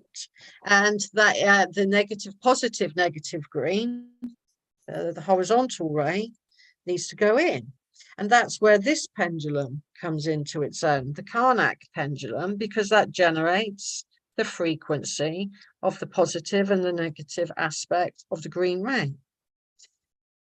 Now, what they went on to discover was in the 60s now, so we're going to go right from the 30s, they're experimenting with this, and we've had to the 1960s with a chap called Christopher Hill. And again, I'm not advocating animal testing. You know, I spend a fortune at Lush and the Body Shop. You know, I really do. I'm very for animals. But Mr. Hill, he decided that he could suspend the life force of animals using the negative green. And he was using snails, and he suspended its life force and then could put it back through the negative green. At the time, he claims that his wife had a variant form of breast cancer. And he said there's no need for surgery when it comes to a tumor as such. You suspend its life force. Okay, so you're not taking something out, you're suspending that life force. And that's what they were experimenting with at that time. The only other person that has really been adept at the negative green, and it's a sorry state, but this is the history, was Himmler of the Third Reich. When in my family archives, I've got a picture of Hitler congratulating Himmler on his Dowsing Academy in Munich. And they were dabbling, may I say, with the energies of the negative green, which Himmler said is at its most powerful in terms of land location in Antarctica. So he became really interested in explorations to Antarctica and other places besides. So in pendulum dowsing with the Egyptian pendulums, you can go through your house with Karnak pendulum and you find the negative green or the positive green, but that comes with a caveat. If you use these pendulums, it's about a little bit like what Linda was saying earlier, you really do need a lot of protection. And after you've doused any geopathic stress, it's very wise to have a salt bath, like Epsom salts put into the bathtub, because that will negate geopathic stress. Because what you don't want as a geomancer or dowser is to accumulate the different forms of geopathic stress. So yeah, some different Egyptian pendulums do different things.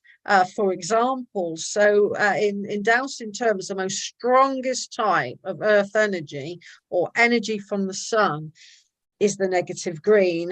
And Traumary and de Bellezaal claimed that where the sarcophagus is, and a lot of people say it isn't a sarcophagus, it's an initiation chamber in the king's chamber. I'm on that kilt. That is placed in the exact place where the negative green comes in. And if you imagine that throughout the hours of daylight, when the sun is at its zenith, I'm on GMT at the moment, we've put our clocks back, so I'm not on daylight saving time. So at 12 o'clock noon, yeah, or 1 p.m. daylight saving time at this time of the year, the green ray is at its strongest. So if you go out at noon and you attune to the green ray at noon, that's the dominant color coming in. Do you see what I mean? So that's a really natural time to work with heart chakra energy in geomantic terms, to put it into the ground in geomantic terms, and to be a one with the green ray of the heart. Well, and they found a mummified cat, you know, in the pyramids as well. I mean, that just had died, but it was naturally mummified, and no ceremony. It's because of that negative green ray, right? Yeah, and we got to remember tourism now in the year that we're in is neat. So when I go in and take my guests into the King's Chamber, it's actually been swept out and it's been tidied up. That's tourism now. If you went to the pyramids back in the 1920s and 30s, well, it wasn't kept, and people were finding mummified animals in there quite often, in fact, because it wasn't being upkept. Everything is a little bit different now to, back in the day. So people were finding these mummified creatures. And one of the experiments that Traumary and de Bellezaal did, and he'll have to come with, don't try this at home, is with a piece of steak meat. They claim, and my late father experimented with this. You can take a really chunky piece of meat, put it into the negative green, maybe with pendulums, or on the land that contains negative green, and boom, it goes really, really kind of stale quite quickly within 40 minutes. Whoa. So let's talk about that, because this gentleman, from the 1930s mummified himself accidentally. And what I'm getting is that it's pulling life force out of the body. It's like basically he died because his life force was sucked out of his body, thus the mummification. Is that correct? Yeah, it's when that life force which prevails in the negative green frequency is out, and they also claim that's how they assisted a mummification as well, over that 70-day protracted ritual of mummification, that they claim that was down to the negative green as well. I mean, I'm quoting for you, in all fairness, from Dowsing history. I've only seen my late father do an experiment with the negative green. I think it's lost wisdom, because in the 60s, because everybody was going to what's called then psychic pendulum dowsing, which is taking a pendulum and asking it a question, they went underground. The Egyptian pendulum dowsers, they went underground. Then it broke off into two schools, because they didn't want to go down what's popular now, is for that movement from the 60s, where we had more information dowsing than more Egyptian pendulum dowsing. That's how we reached where we are in historic dowsing terms, rightly or wrongly. Each one has its merit, of course it does. Right. And, that information is going to be impacted by people's research and their study, and philosophies are built upon those results. We've only got 30 minutes, really kind of 35 minutes left with Maria. I'm going to ask one of the questions from our audience here.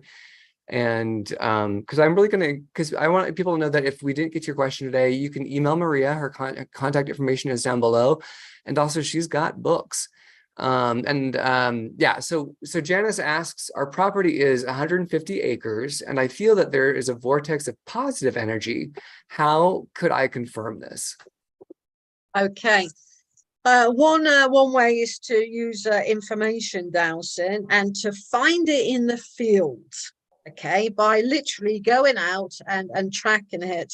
And obviously you've got some idea of where it is because, you know, you're saying that. Now, in dowsing terms, a vortex has a particular surface pattern. Every type of earth energy has a surface pattern that you recognize. And a vortex, if you imagine, has a center, and you know, like you kind of draw rays of the sun when you were a kid coming out like little spokes. But if we imagine they're like curves of arms going like clockwise, that's the harmonic surface pattern of a vortex. So that if you find where the vortex is and you just walk around it 360 degrees and you start getting a lot of reactions around that, that's the kind of force field of a vortex. The longer the arms, they're called arms, the bigger the area the vortex covers. Do you see what I mean? So you can have compact compact vortex, or you can have one that extends and influences quite some distance into the landscape. So yes, so go out, use the tracking, use directional dowsing, find it, and then see how far the dowsing field is. A bit like trying to find its aura in a way. Where is the edge of this vortex? Show me the edge of this vortex. Could be 20 feet, could be 200 feet. I don't know at this moment in time, but that's what you can ascertain. And that's the influence zone of that vortex. Now, would you have your dowsing rod up and start to ask, you know, point me in the direction of the, is there, first of all, is there a positive energy vortex in my property? And you're allowed to say no or yes. And then please point me in the direction of where it's at, and you allow it to point you there. And then you would start to go toward it. And once you're upon it, it would cross over. Is that a proper understanding? Exactly.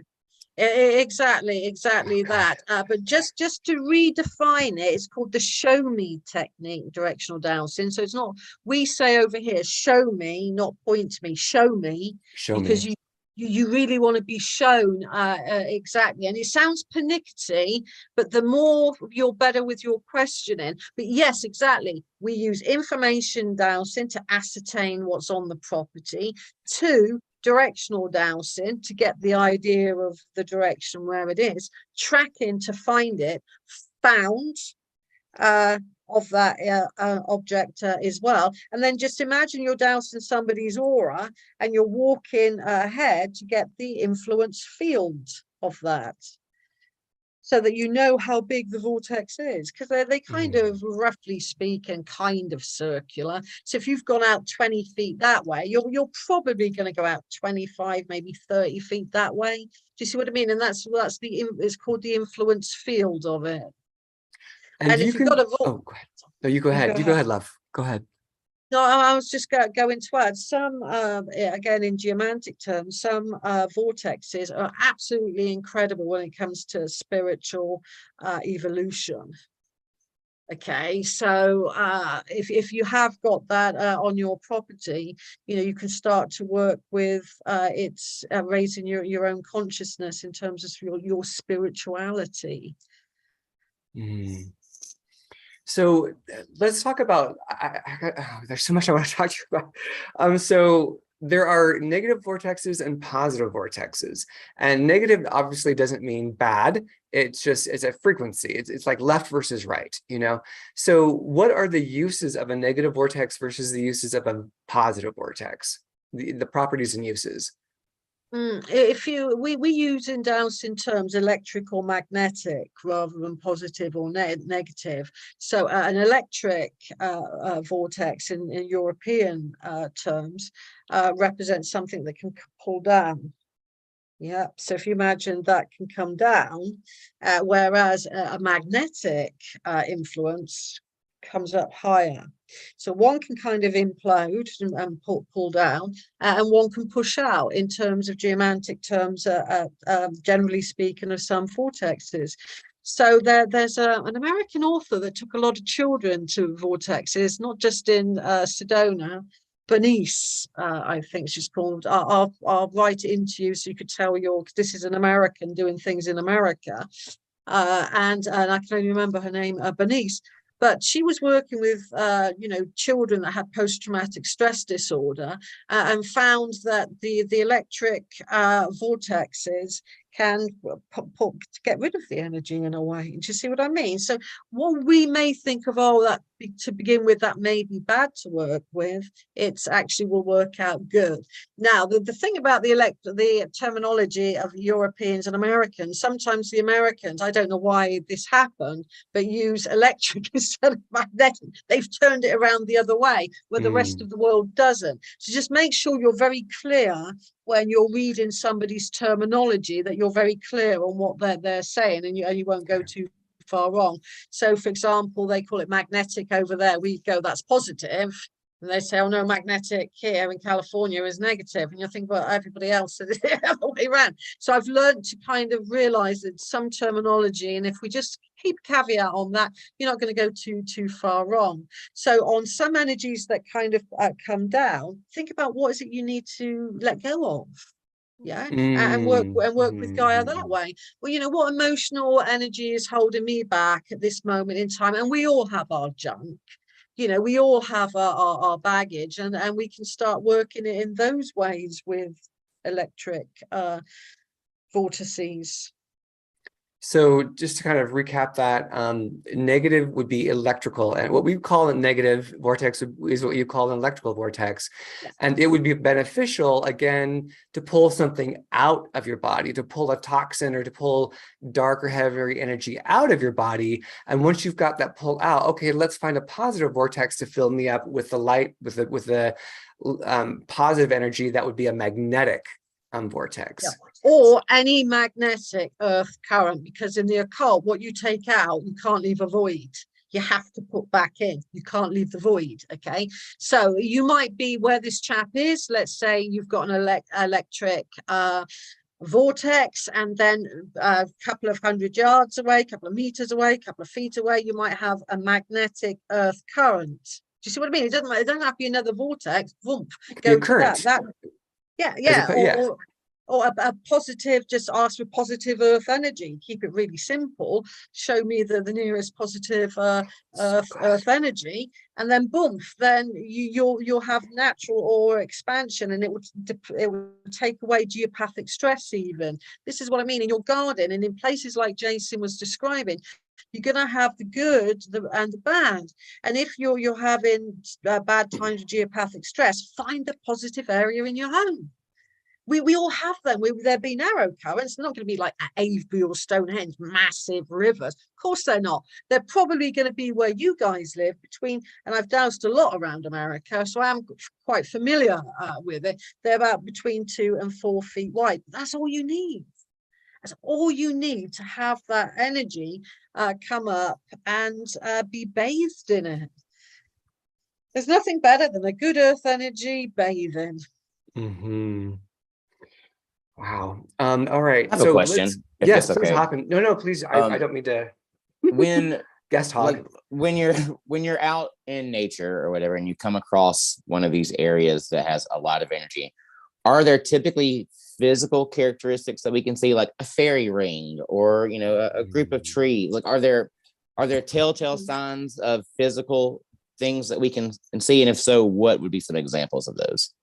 That's absolutely fantastic, Jason. It's superb. Yes, it is. So that's called the geomancer's eye. So you're looking around the countryside now, okay, and you're looking to what grows, where you have really strong, robust yew trees, hemlock trees. In some parts of the state, signs of very deep, powerful underground earth energy manifesting by those trees, where you have a lot of rooks or communal blackbirds, where they tend to nest, that's really powerful, positive earth energy. And when you have suddenly really lush areas of grass or fairy rings, really, really positive areas. And where you have wild garlic growing, where you have sage growing in the southwest, where you have, I don't know the name of the cactus, but the ones that archetypal of, I don't know, spaghetti westerns and things. I don't know what they're called, but those type, they're all indication of around that area is going to be really, really positive earth energy. So you can look to where birds can communally live. That's all going to be positive. Oak trees, sage, wild garlic, apple trees that are growing in the wild, not cultivated. Do you see what I mean? And a lot of berry trees like juniper in the Sedona, all of that area. If it's growing in the wild and you've got juniper, that's really, really positive earth energy. If you have ant hills, red ants, we have red ants over here, and they give a nasty little nip, a bite, then that's going to be showing you where there's geopathic stress. Okay, where horses lie, where cattle lie, normally that's really positive types of earth energy. So a good look around with how nature adapts is good. And also for the bad as well. Let's say you're looking out into the landscape and you've got a dead tree. Is that on a really powerful, fast flowing line? Draw a line mentally and see if there's more dead trees. And quite often that is the case, where you've got a negative line that some vegetation it has an adverse effect from. So yes, nature is always an indicator, like hazel trees as well. I don't know if you have the hazel over there, but you know, that's sign of good earth energy as well.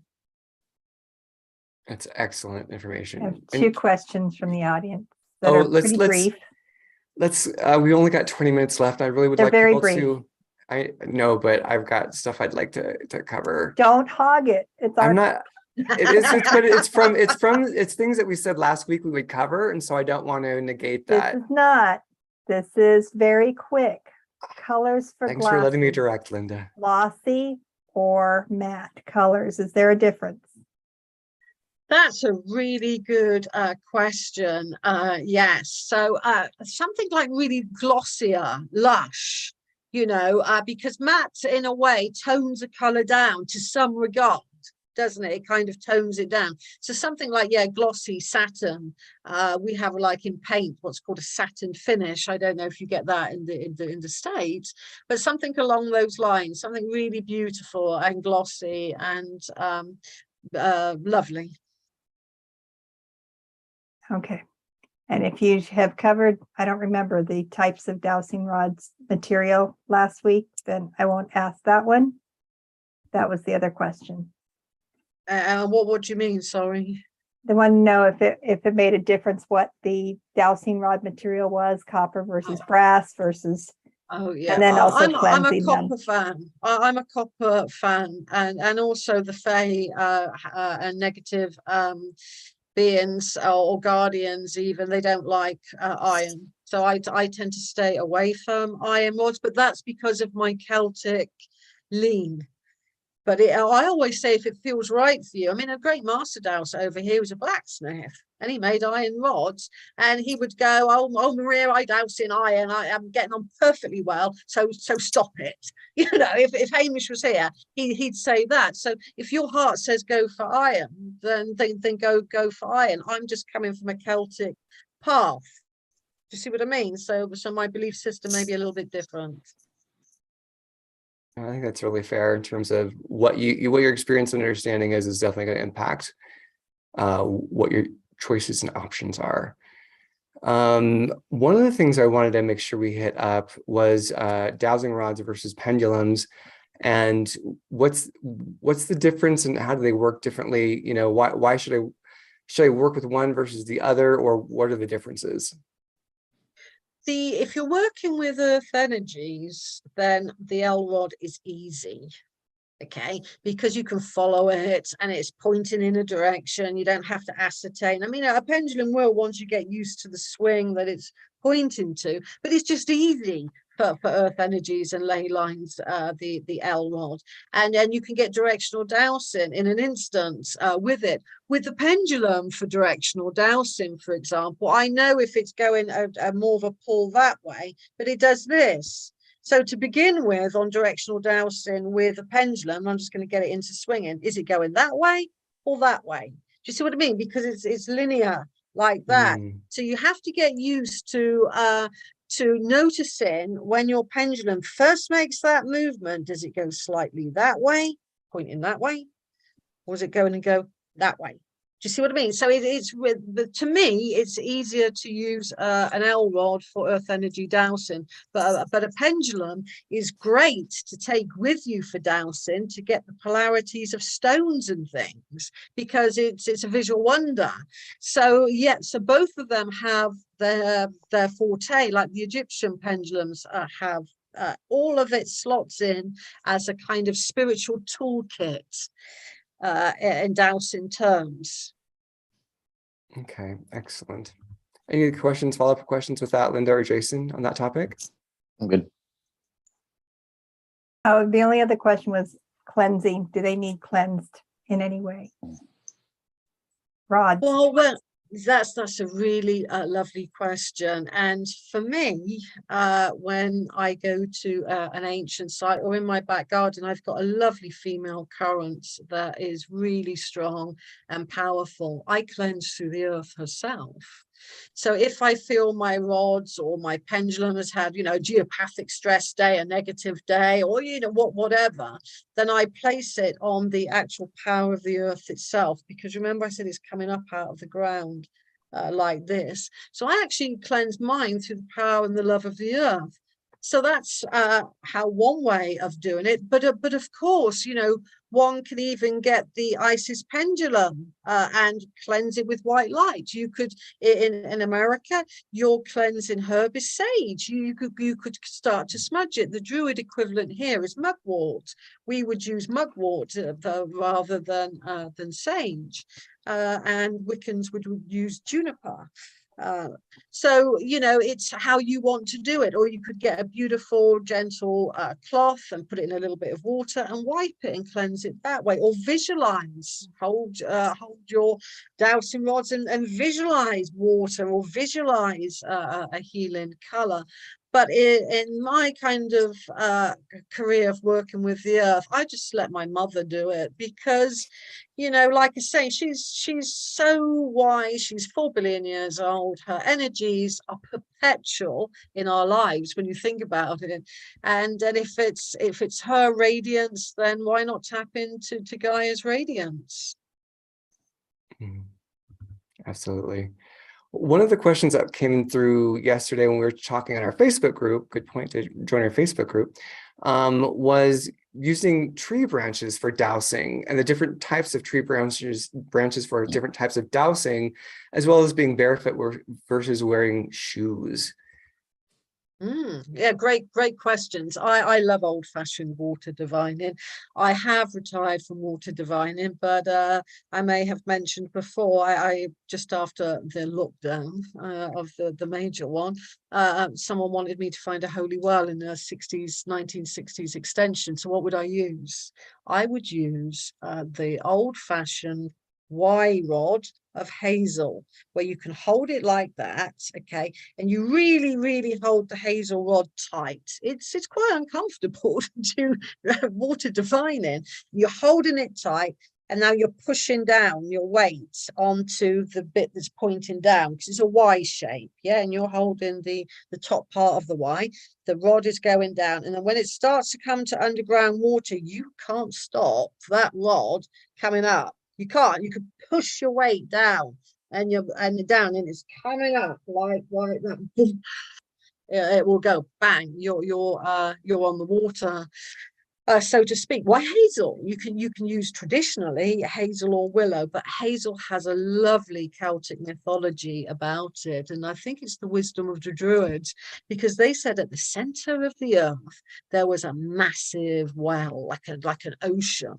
And this is yin water that I was talking about last week, around which grow, some myths say 7 or 9, around which the water grows 9 hazel trees in the center of the earth. And the hazelnuts fall down in the autumn, and the salmon come along and eat it. And the hazel tree is all about wisdom and beauty like that. So that's why the salmon is regarded in Druidry to be a very wise fish. And why we use hazel is because it's associated to the water at the center of the earth, which is pure, around which the hazel fairy trees grow. And hazel is beautiful. It's smooth. Hazel is really a smooth, straight bit of material that can be used in fencing. It's been used since the Neolithic, Stonehenge era, but it makes it really smooth to hold. You're not going to have lots of notches on it, so it's really, really nice to hold. It's a beautiful mahogany color. And what I do on my water divining rod, and when I take people out, I show them old-fashioned water and get them to have a go. And then when it goes up like that, they go, oh my Lord, Maria. I make mine quite like pretty. So I have ribbons of green each side coming down. Do you see what I mean? So when you're holding it, the ribbons can move and things. So again, you can have a raw piece of wood, but you can beautify it. You can put your own personality onto it and give it a go in your backyard with, but get a windswept one.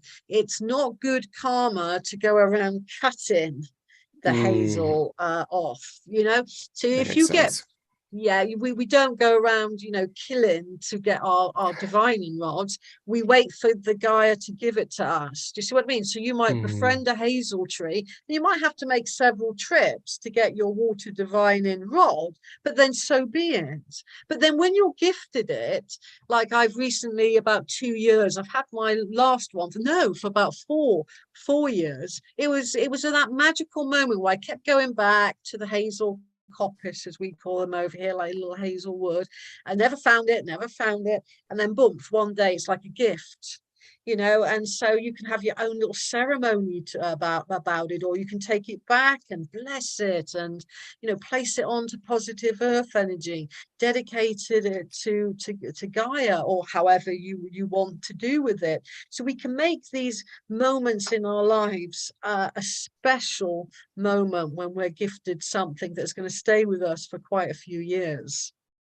That's so beautiful. Would you tell us the difference between a portal and a vortex? Well, a vortex is kind of, an energy field that is, strictly speaking, a geomagnetic anomaly. Okay, that's what, when you go to Sedona and places, they're geomagnetic anomalies. So a vortex can make a compass spin and things like that. Whereas a portal would take you somewhere. Yeah, so the vortex, you could work with it and energies, but you're not going to go to another realm as such. But with the portal, again, this is in geomantic terms, it's a gateway. It's an entrance to the other side, the other world, the cosmos, wherever you feel that you are going. Through that portal. And obviously at sacred sites where the veil is thin, you have more of a sense of a portal. So if you imagine a portal to be like a big gateway somewhere, but it can work both ways. Something can come through that portal as much as you go through it. So again, one proceeds towards them with caution and some responsibility. So I know last week we had talked a little bit about, being able to create a portal, but I feel like the nature of portals, would you talk to us about the nature of portals and because you say go into the other side. And I know that there are stories of people like, indigenous people who are aligned with Gaia's energy can step into a portal and they disappear. And to us, they're invisible, but they're in another realm. And I'm wondering, like, must be different types of portals that are used for different things.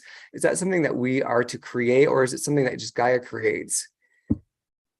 Well, it could be both, because Okay. what, a famous example in the United States of opening up a portal was on Long Island, wasn't it, with the Montauk Oh, yeah. project. Yeah. So I mean, some people say in here in England that the military have opened certain portals, so to speak. So you can create one and generate one, and it's believed by electromagnetic anti-gravitational forces, of which I know I would know how to do that in that regard. But that is said that they have had things come in. It's a problem then, but in a kind of more natural Gaia orientated portal, you tend to get a lot of lays heading towards that point. You'll have like earth currents coming in and going what's called emerging down or coming up. It becomes a power center as well of lots of a kind of magnetic area where you get a lot of different energies coming in, an emergence point or a convergence point. And, different indigenous peoples, you're right, work with these, there are different types of portals to work with. I mean, in Hopi lore for your First Nation people of the Southwest, they emerged from the earth, didn't they? They came out of the earth itself. Hopi, they didn't come down from the sky. They came out from the emergence point. And then there's one in Sedona that's related to a UFO incident. But you have these emergence points. They are like portals where you can come up through them. You see what I mean? And in some Celtic mythology of Gaul, ancient France, for example, they too came from the earth, came from a portal. Hmm. So we All can right. come out, or we can go in, or you can go through them. And some ancient sites have areas where you can go through them. And one way where you can get a portal to open is through sound frequency. And there's a particular area in my landscape where there's what's called a long barrow.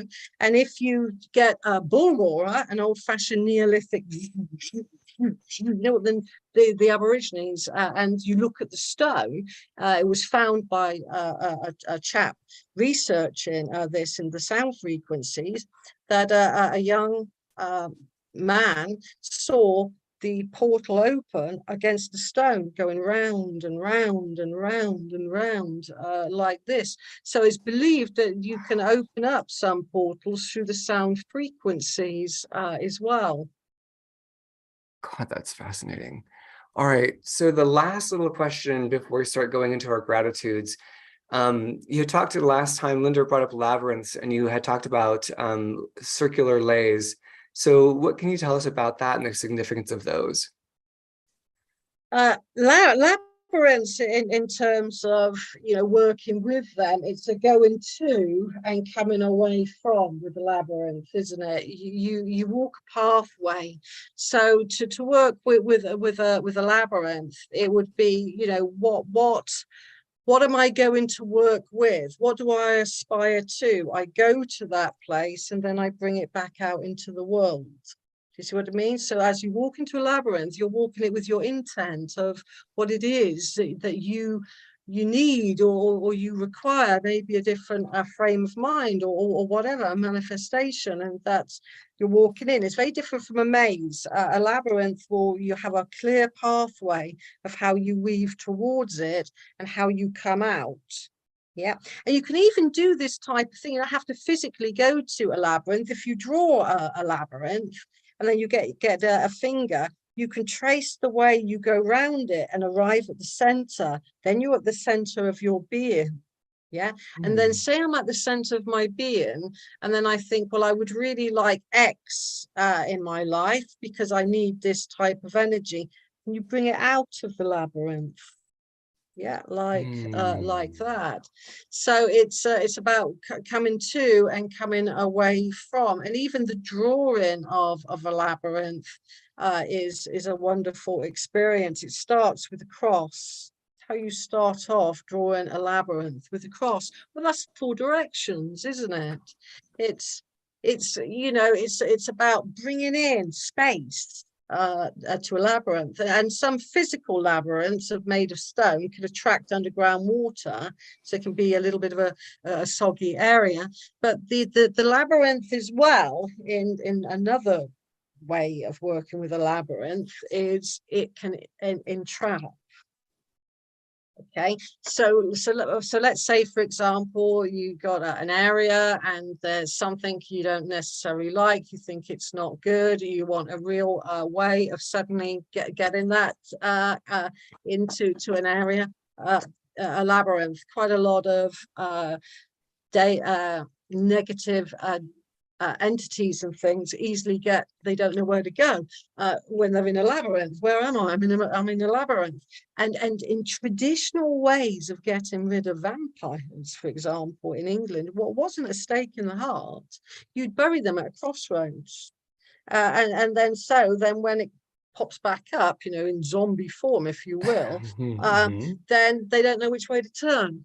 It's the old-fashioned labyrinth crossroads method. So you can use it to entrap as well. But the most positive way to work with it is your intent of going in and coming back out. And like I say, you can do that by drawing a labyrinth and using a finger or a pen to trace it around. It's a wonderful experience, because you're going into the center of yourself and then you're bringing something back out into the world.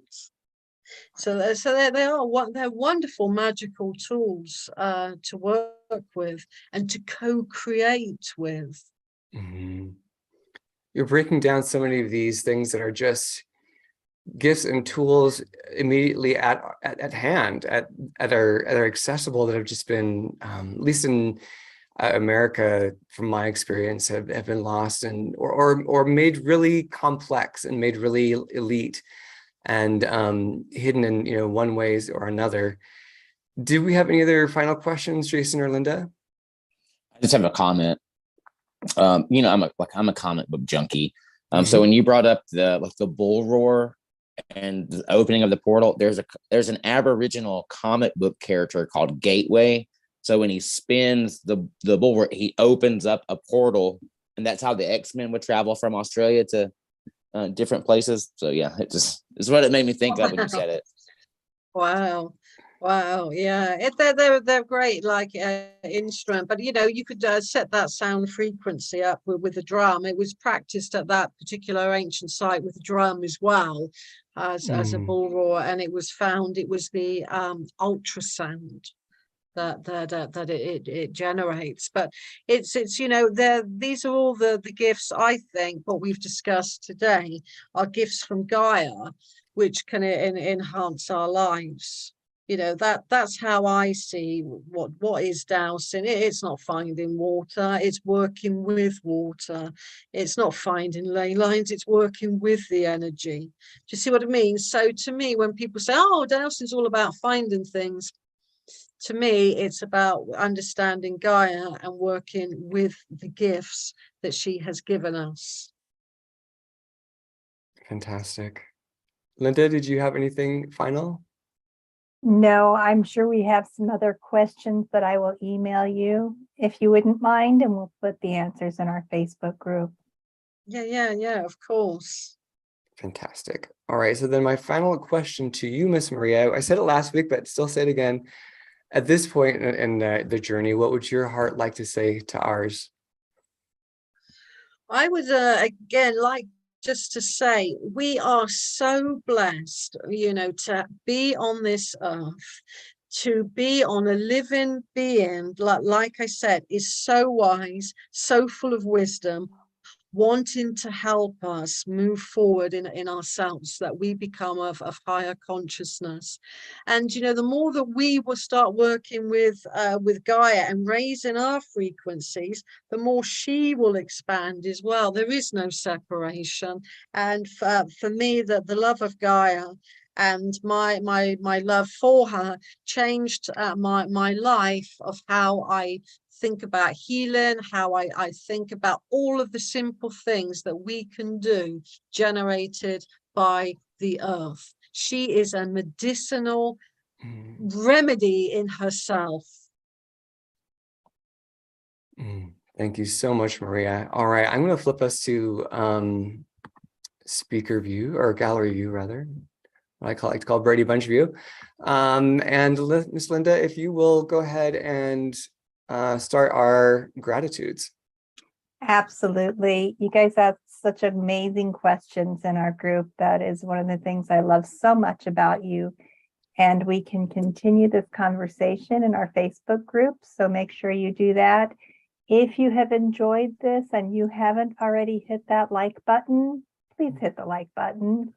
And then share it with people that you would love. If you're in groups, share it in the groups.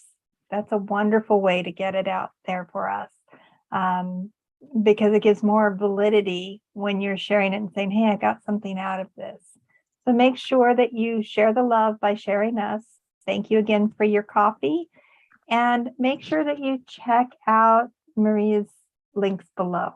And she has wonderful books, courses. Check them all out. She's amazing. Maria, thank you again. Jason, thank you again. You have wonderful, look at how beautiful you are. You have wonderful questions as well. And just have really enjoyed this, Maria. Thank you. Thank you. Thank you for having me and letting me have a voice about earth energies, my passion. So my thanks is to you all. You're wonderful. You're all knowledgeable, and we've all contributed something. And it's been a wonderful, wonderful time I've had. So thank you. I was going to ask you, maybe you'll talk to us in the future about the Fae and the Wee folk. We could have a show with you about that. Yeah, we'll do that in the near future. That would be lovely. I do love the Fae. I love everything of the Celtic way. Come on. We've had a lot of questions during our chats about that. So because it was off topic, it's like, well, maybe we can get that again. So yes, that would be great. It's what the people want, Maria. They want more of you. What can we say? They want more of you. The Fae are wonderful again, you know, and close to my heart. You know, I love all different types of indigenous knowledge. Don't get me wrong, and I've learned a lot in America from the Hopi, the Zuni, you know, Navajo. That was a guide of mine recently, and we can all put that into our cauldron of wisdom. You know, so I like a little bit of different cultural backgrounds, but I am predominantly Celt, but I listen to all indigenous ways. Fantastic. All right. And with that, next week, our guest is going to be Jack Carey, who I met at the same place where I met Maria at the Gaia Center about a month ago. He's the founder of Paranormal Intelligence Agency and researcher at Crypto Four Corners. He is a wealth of information, so grounded in all of that which is paranormal. So we're super excited about that. And with that, again, thank you, everyone. Absolutely magical show. It's been a thrill, a blessing, and an honor. So please take care of yourself. We'll see you next week. And I guess that's about it. Happy Halloween, happy Samhain, as we would say in America. Bye.